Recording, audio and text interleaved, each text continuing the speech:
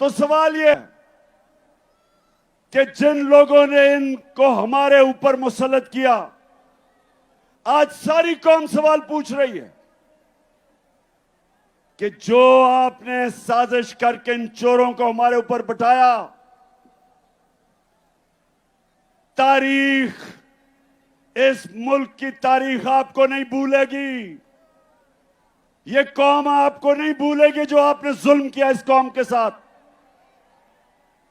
दुश्मन भी ना करे, दुश्मन भी वो नुकसान नहीं पहुंचा सकता था पाकिस्तान का जो इन चोरों को हमारे ऊपर मुसल्लत करके नुकसान पहुंचाया।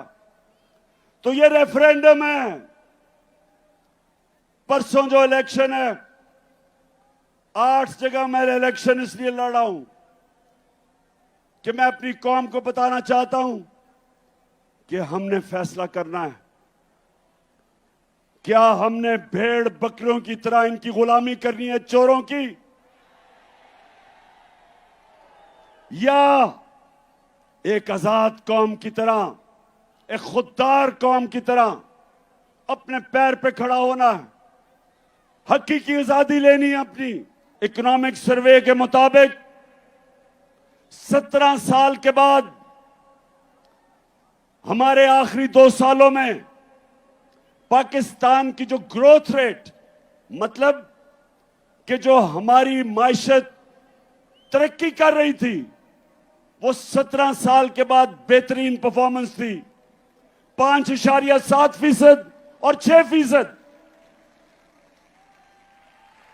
ये 17 साल के बाद हमारी इकोनॉमी बेहतरीन परफॉर्मेंस कर रही थी।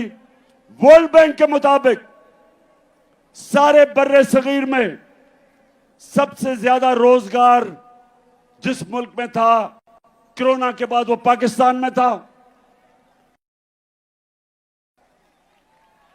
World economic forum, world health organisation, the economist, दुनिया के इदारों ने तस्लीम किया कि पाकिस्तान वो 3 मुल्कों में था जिसने सबसे बेहतरीन तरीके से कोरोना से अपने लोगों को भी बचाया, अपनी मायशत को भी बचाया, अपने गरीबों को बचाया।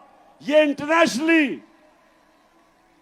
इंटरनेशनली माना कि पाकिस्तान का जो एहसास का प्रोग्राम था, जिसमें हमने अपने गरीबों को कोरोना की लॉकडाउन की तबाही से बचाया, ये दुनिया ने माना। तो मैं फिर से सवाल पूछता हूं कि ये साजिश जिन्होंने करके इन चोरों को हमारे ऊपर मुसल्लत किया था, तारीख आपको नहीं भूलेगी। ये कौम जो मुश्किलात का सामना कर रही है, नहीं भूलेगी।